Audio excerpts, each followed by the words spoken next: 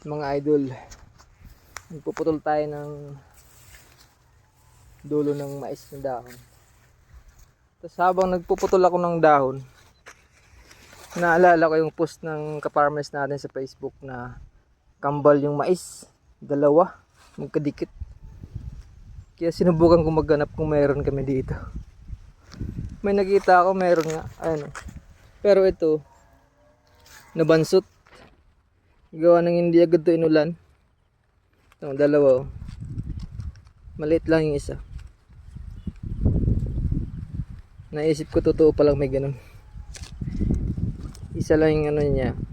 Tapos dalawa yung bunga. Kaso, nabansot to kasi hindi to inulan.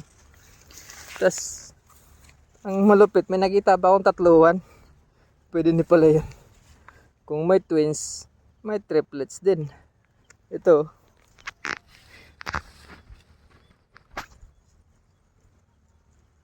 Isa, dalawa, tatlo. Kaso maliliit lang yung dalawa. Kasi hindi ito inulan eh. Tsaka hindi ito lalaki talaga kasi malagkit na natubinhi.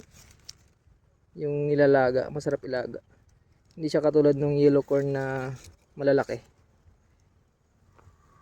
Yun lang mga